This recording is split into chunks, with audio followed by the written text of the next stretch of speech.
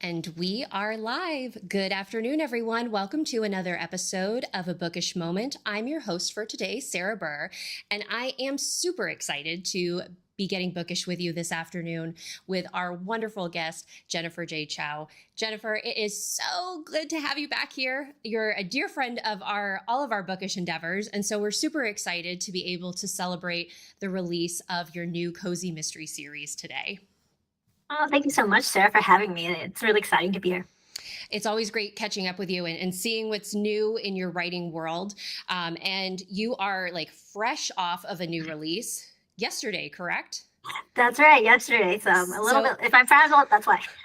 I definitely sympathize with the whirlwind feel that that can come along with releasing a new book. And not only are you releasing a new book, but this is the start of a brand new series. So I'm wondering if you could just briefly introduce our audience members to Felicity and the fun that she gets up to in Ill-Fated Fortune. Sure. So this is a new series called the Magical Fortune Cookie series. And the protagonist is Felicity Jin. She works with her mom in his family bakery, and they make enchanted pastries. So this Chinese bakery has pastries that bring joy to all their customers. And each member of the Jin magical lineage, I guess, they have their own signature recipe. So Felicity's searching for hers, and she finds hers in fortune cookies. So she does make fortune cookies that bring joy and happiness. But what she discovers soon enough is that as she personalizes the messages in the fortune cookies, they start coming true for the customers. And it's actually pretty good in the beginning, but then there is an ill-fated fortune, which is a fortune message that predicts the way someone dies. And then it happens to be one, their rival fortune cookie maker, and then two, the body turns up behind the bakery, and then the cops show up. And of course, they're not gonna, saying that you have a magical fortune cookie is probably not the best, best a line of reasoning to give them. As you're talking about this, it's like impossible to keep the smile off of my face because number one, baked goods like is a winner all the time around, but baked goods that like bring you like just overwhelming joy. It's like, what more could you want in the world? I absolutely loved I loved how you weaved in this magical element into something that was very specific and felt very focused and felt very real. Even though, we've got this paranormal element going on, there was just such this sense of, this could actually be happening. And there could be this magical bakery in Pixie, California, which I also love the name Pixie, by the way. Like I was like, oh, I love this town name. So much to love about this series. And I fell in love with Felicity, but I fell in love with her mom, the world around her, her best friend, Kelvin, which I can't wait to talk about more. But before we dive into that, I have to say hello to everybody who's joining us. Thank you so much, everyone, for being here. We have Curtis, Mark, DHB, Mizan, Farmhouse Reader, Debbie, and everyone is wishing you congratulations, Jen, on the new book. Hopefully you're feeling the love, you're feeling the joy. Tell us, so this is the first in a new series. How did Felicity introduce herself to you? Oh, that's interesting. So two ways. So one is sort of the cerebral way in that I was thinking about book ideas, right? And so I already knew that I was trying to pitch my agent ideas. So that's the more kind of cerebral, right? But then like the first paragraph or even maybe the first page, I think like her voice kind of showed. I'm like, oh yeah, this would be great. This is my character. And so that was really organic. So I love that part of it. And then to go back to the pitch part, though, when I first thought of it, it was just like, well, maybe this would be something that would be interesting. So when I pitched it to my agent, it was only like one line. Mm-hmm. And I wasn't really sure if she was going to like it, because I also thought maybe some other ideas I had fleshed out more, but this was just like a tack on. And then she said, "Oh, that one. Can you send me more info?" And I said, I better, I better start figuring that and send me more info. Yeah. That must have been, I can only imagine just like how good that one line must have been, because you're right. Like Felicity's voice, there's something about her that was just so, she was so sweet but so real in a relatable way. I really fell in love with her character just like immediately. She has this like a yearning to like be her own person, but also she kind of has to carry the weight of the of her family's legacy and power that they have. And I mean, I found her kind of origin superpower story so engaging, and then how it kind of ties into with Fu Fusion being kind of this connector, I guess, between her and the victim. So I'm wondering if you could maybe set up a little bit for us the world or the community that Felicity is a part of, and so that folks can begin to see how that small town cozy mystery feel that we know and love really kind of permeates the setting.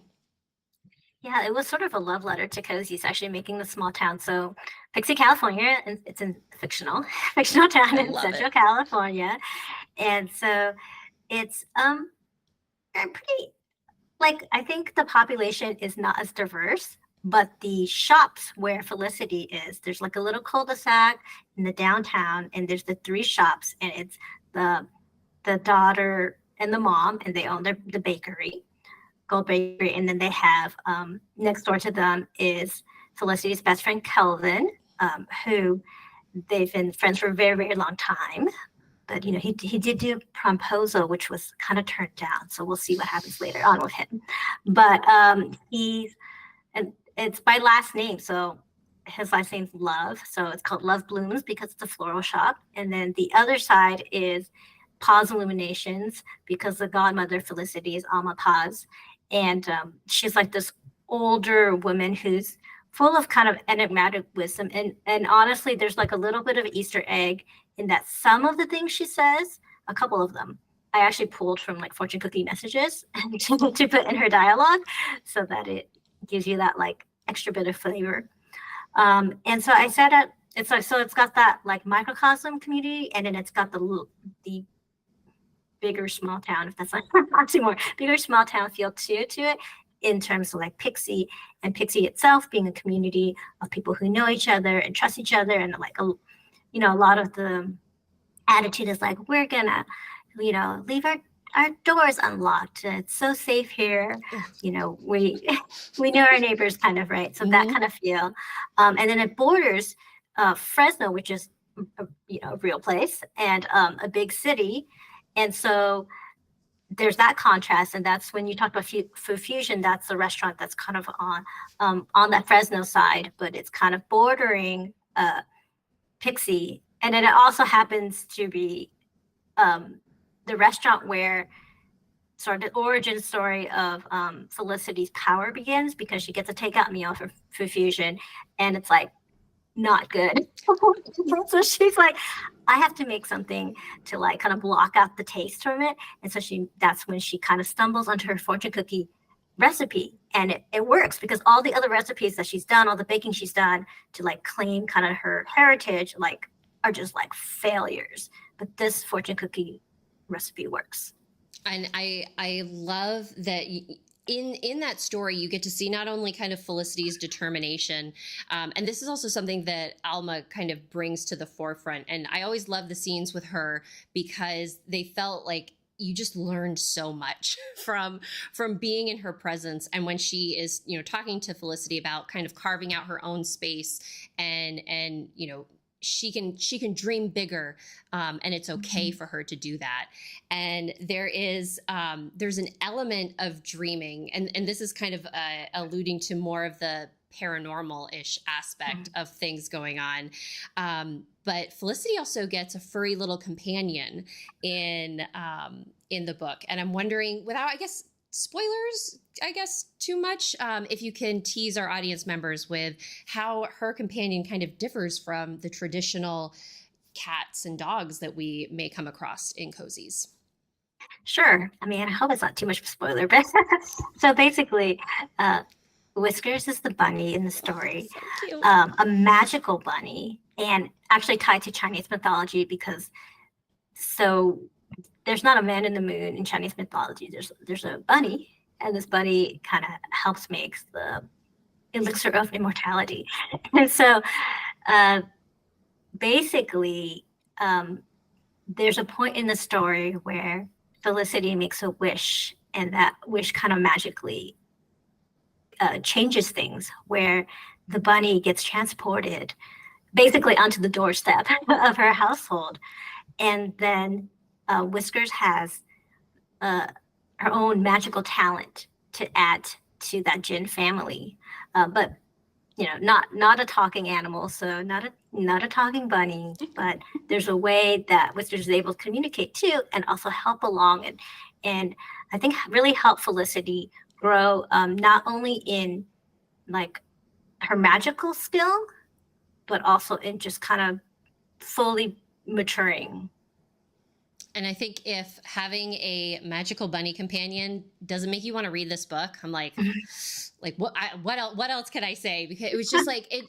I really just I had such a sense of joy while I was experiencing it, even though it's about a murder mystery. And I want to talk about the mystery because I think the way that you presented it to us, especially for a book one, I just thought was so clever because it's not necessarily, Felicity is there's this sense of like, oh, is she going to be on the hook for this crime? But the way that she approaches it, I thought was so realistic in that I could actually see somebody kind of going about and figuring out who the victim is and how that victim like could have been killed, because at first she doesn't really even know the person who is found in the alley. And so she kind of takes some context clues that she finds and begins piecing together who he is, and therefore building out about like, how did he come to be in the back of an alley. And I thought that was such a clever way to approach it, especially where she is a first time amateur sleuth kind of dipping her toe in that pool. Was that approach something that you purposefully went into the mystery with, or was that just the kind of how it organically unfolded in front of you? I think that piece was more organic. I mean, I did have the scenario, right, where they find, I mean, obviously a shock to find a body in the alleyway. But then as she kind of continues to sleuth, part of it's just like how would it unfold? And to me, usually stories unfold in my head. It's kind of like a movie. And so I think that's sort of how I was following it as I was crafting and creating it, and just really trying to put myself like in her shoes.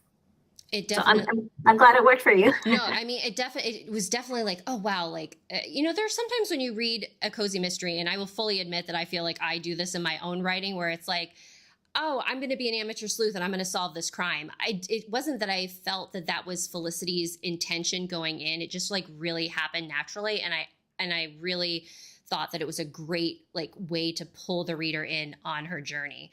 And we're also learning a ton about her heritage, about the community that she's a part of, but we're also learning about her relationships and seeing those relationships around her. And I want to get into talking about her best friend, but before I do, I want to make sure that I am letting you know that Debbie absolutely loves the title of the book. Mizan loves the title of the book. So, and Mizan says Pixie is so perfect, and I have to agree. I was like, that's such a good town name, and I've been thinking of town names recently, and it's like, oh man, like Pixie, that's a good one.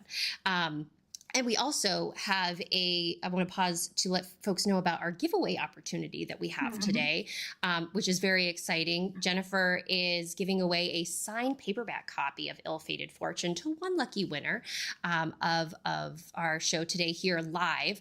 So, folks, if you are joining us live and you have a U.S. mailing address, because this is for U.S. mailing addresses only, Jen, you want to tell them what magic word they can type into the chat to be entered into today's drawing? Fortune cookie. Very appropriate. I should say magic words. So, folks, That is make true. sure make sure you're logged into either your Google or your YouTube account, so you can use the chat feature. Type in the word fortune cookie, and we will announce our winner at the end of the show. Okay, so Kelvin, I I'm so here for a best friend, and I love that they have this platonic relationship, and that they have known each other, since they were in diapers, and that he is also in on this family secret that isn't something that is widely known by anybody else. So he has, even though he doesn't have this power, he is able to kind of help Felicity understand, or at least kind of come to terms with everything that she's dealing with. So I'd love to know how you approach their relationship, and what was really important about Kelvin's character that you wanted to make sure to get across. I think I definitely wanted Felicity to have a partner, and I think that Calvin is just like the prime kind of candidate for that, because it's like, oh, best friend that you've known and you almost can communicate, without communicating, right? So that's that you can really have an equal in that relationship. I think part of what draws them together, I think, is also um, being so he's biracial, Asian and Black, and so I think that also pulls them together and connects them within the town as well. And I think that I just really wanted to kind of have a sounding board for Felicity, because oftentimes when Felicity's kind of like struggling with so many things, like the weight of her family legacy, Calvin is there sort of to be the reassurance and to be sort of that like elected voice for her. And I think um and she kind of pushes him to, I think, also to be like maybe a little more bold, like as they go about their like sleuthing endeavors. And so I kind of like that balance and that play too. He was he was up for anything, and the moment that I knew that it's like, wow, these guys are ride or die, is when they go back to Fu Fusion to kind of like for like a round two, and like he just ends up eating the bad food again. It was like, wow, like he like I would not have done that, but he's just like there for it, and I thought that moment was really telling to his character. But he also he's a florist and does these beautiful floral designs, and there were just like so many cool nuggets that I learned about the symbolism of flowers. And there's the moment like where he gives Felicity like a sprig of lavender to like help calm her down. And I really thought that using his career or his profession, and weaving it into the story, and kind of giving him even more depth of a character was really well done. And I would love to know, like, there was so much that I learned about, like, not just baking, but like the flowers and the symbolism that they invoke. And so I'm wondering, like, how did you decide like what to include, or how to capture those special moments? Mm. I think some of it's organic, like to the scene and what, say, Calvin wants to do, and this because he loves flowers and symbolism and giving those flowers to mean something. So I think part of it's organic, and part of it's just like I had to research all of them basically. I had to research the baking aspect. I had to research the flowers. I had to research the candles, and you can tell too, because I put a little bit of like bonus material in the back where you get to like each one of the shops. There's like something that you can like uh, craft, I guess, in a way. And so I think I that's part of what I did with the research as well. That leads perfectly into my next question, because there is so much that the reader gets to experience, whether it's the pineapple buns that Felicity's mom makes, you have her fortune cookies, you have the flower arrangements, you have the candles that Alma is making. I would love to know, like, the process for the bonus material that you have at the end. How was that something that you experimented with yourself, or was that just I guess I'm always curious, like, how do you write a recipe for a cozy mystery? Well, I knew. Okay, so the fortune cookie. So I have a fortune cookie recipe in the back, and that's the hardest because I knew it was gonna be magical fortune cookie series. So I thought I better figure out fortune cookies, and I did try a couple times, and it's still not like I wouldn't say I have perfected it, but I tried to my ability, and so that's what's in the back of the book. And then with each of them, I think there are core elements to the story. So with the baking, it's the fortune cookies. With the candle, there's like some significance in the story for that one. With the flower, this is something that Kelvin gives, and I like to put a little bit of, like, I had a little definition of the flower and where it grows and stuff like that too. So I tried to pull things that I thought were, like, I guess, had some sort of emotional weight in the story, and then those were the things I would pick out to put in the back. Well, your fortune cookie recipe just sounds like, every time that the fortune cookie was described in the book, I was like, oh man, I bet that tastes really good, because I'm thinking about the fortune cookies that, I get when I get takeout, and it's like, oh, like, there's something missing. But I like Felicity's just feels like I think it's the vanilla, like because like the use of the vanilla seemed like to be like the thing that people kept mentioning, or the characters kept mentioning. I was like, oh man, like, that's got to be it. It's like, oh, I would love to taste one. But if I tried making them, I fear that I would burn down my kitchen. So you could do it. You could do it. I step by step instruct, and your instructions are just so clearly laid out. That's another thing that I want to compliment you on, like, very, like, good recipe instruction. I think it really can speak to anybody. Oh, I appreciate that, because I find that recipe writing is maybe one of the hardest parts of a culinary cozy. Yeah. Because, and oftentimes I can see where, like, the line edits are for my work, and it'll be in the back of these, like, instructions or recipes, just to make it, like, extra clear and to make the steps, like, right there for the reader.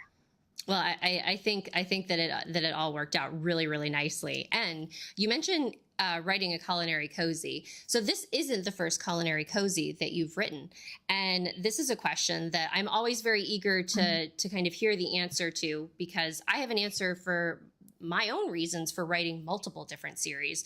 But I'm curious as to what made you want to create Felicity's world versus, you have the LA Night Market mysteries, and your other work. So how did you get the I guess the pull or the draw to write yet another series?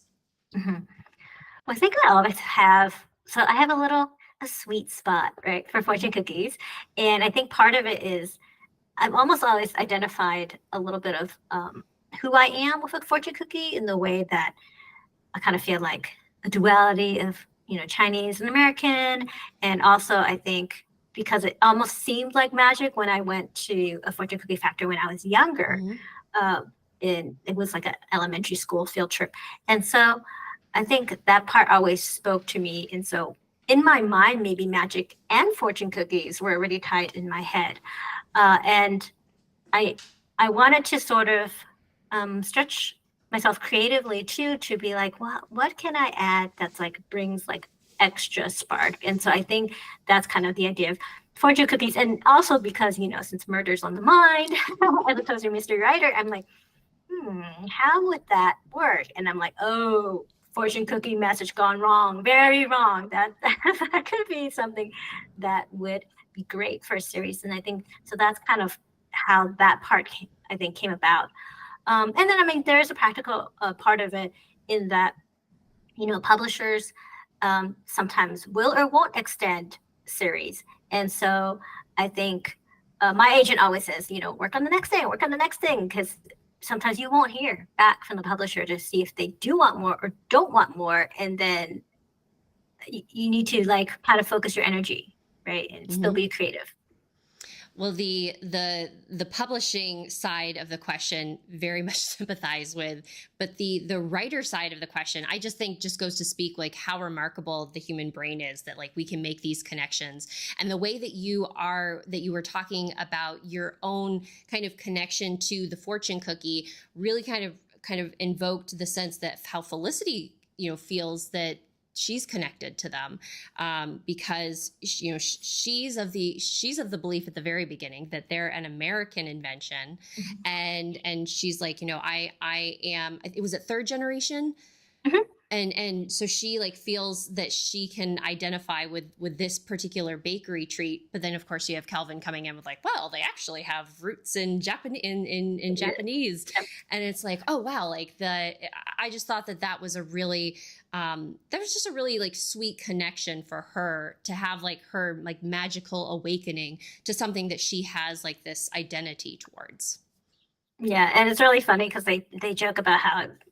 Well, Calvin, you're joking about how, well, that's why all these like Chinese pastries, they don't work for you because you're American. And so like, of course, fortune cookies would have worked for you. And then, of course, you have like the actual fortune writing aspect of it, which I'm really excited to see how that develops as the series continues. And I'm hoping, do you have any kind of ideas about, what Felicity may be up to next, what we can look forward to? Yeah, so the next one, it's sort of a wedding that goes Ooh, I love a wedding in a cozy. unexpectedly. It's not as smooth as the bride and groom wanted to go. And so Felicity would be kind of learning more about her powers as she goes, and like what it can't, like kind of taking steps forward and maybe steps back as well, as she figures out like how does this really work. And so that one it has a working title. So basically there's egg tarts at the wedding. So instead of the wedding cake as a cake, there's like tiers of egg tarts. And so my working title is Star-Crossed Sweet Tarts. Oh, I love it. Oh, I just love cozy mystery pun titles. So good. And if I remember correctly, egg tarts are Felicity's mother's specialty, one of her like specialties at the bakery. Right. Ooh. So they have the grandmother, the mother, and the daughter so far. Yeah, that sounds very, very tempting. I cannot wait, and hopefully we'll get to have you back on the show to talk about it once it's out in the world. But as always, our time flies by when we have these moments together, and I want to make sure that we find out who your giveaway winner is. So while I am tallying the results of our entries today, Jennifer, do you mind telling us where folks can find you online, or any events that you have coming up that you want to let people know that you're being in person or virtual? Sure. Sounds good. So you can always find everything on my website, jenniferjchow.com. For my events, it's jenniferjchow.com/events. And I have an in-person event coming up on Sunday at 4. If you're in the SoCal area, it'll be in Culver City, and I'll be in conversation. Actually, she'll be interviewing me, but not with Naomi Hirahara. So Naomi Hirahara will be interviewing me. We'll be at Village Well Books in Culver City. And that's my in-person event. I also have some online events coming up. You can find that on my events page. I have a few more in-person bookstore events also next month. So you can look for that on my website. And I will be at Left Coast Crime, where Hot Pot Murder is up for the Lefty in the Best Humorous category. Big congratulations on that. That's so exciting. So, I mean, such a well-deserved nomination. Like, absolutely loved Hot Pot Murder. So I'm so excited to see that. And so it looks like we've got a lot of places that folks can see you in person or online. Folks who are joining us after the broadcast, you can click right into our show notes. We'll have the link there for folks who are here now. I will be putting that link in our show notes very soon after. And we have just a couple comments that I need to catch up on from our wonderful viewers. Mizan wanted to let us know that she loves reading about friendships that begin in childhood when talking about Kelvin and Felicity. And Farmhouse Reader is chiming in with the last fortune cookie or the last fortune that they had in their fortune cookie was a house without books is like a room without windows, and they use it for a bookmark. So that's very timely. Oh, that's great. That's really cool. And Debbie thinks that that's cool also. So, so again, Jennifer, thanks so much for being here. It's always a delight chatting with you. Our very special winner for today's giveaway for a signed copy of Ill-Fated Fortune, drum roll everyone, is David Plank. David, congratulations. I will reach out to me at giveaways@itsbookishtime.com with your mailing address, and I will make sure to get that information on over to Jennifer so that we can get your prize in the mail. Congratulations. And again, congratulations, Jen, on just another fabulous release, another wonderful book out in the world. I must feel really quickly, I know that we're running out of time, but you know, after having as many releases as you have had, do you feel the same level of excitement? Is it different? Is it different but better? Is it different but, level? Like how are you feeling in this whirlwind time? I mean, it's still always exciting. Like, oh, wow, it's actually out there, and like it's a book, and also nerve-wracking. I gotta be honest, but it's been so wonderful to actually. I've been getting like a lot of like social media mentions and likes, and it's always fun to connect with readers and fellow writers as well, and doing things like this. It kind of warms my heart to see how supportive this bookish community actually is. Well, I'm super excited to hear that that's your experience, and that, I mean, it's so well deserved, and it's just, thank you for giving us such wonderful books to read. So hopefully that you're feeling that appreciation back from the reading community. Yeah, thank you so much, everyone, for being here and supporting authors. That's amazing. Yes, thank you. And for our viewers, thank you for joining us live here this afternoon. It's always wonderful to be bookish with you. Jim and I will be back for another episode of the Bookish Hour tomorrow night at 8 p.m. Eastern. We are going to be celebrating a debut author, Sydney Lee. Her first cozy mystery is coming out in March. And it's always super exciting to connect with debut authors. It's super exciting to connect with any author. So I hope you'll be able to join us tomorrow night for our show. And again, a big thank you to Jennifer for spending time with us this afternoon. It's greatly appreciated, and always a delight to have you. Always a pleasure. Thank you so much. Thank you. And everybody else, until I see you again, stay bookish, everyone. Enjoy the rest of your afternoon.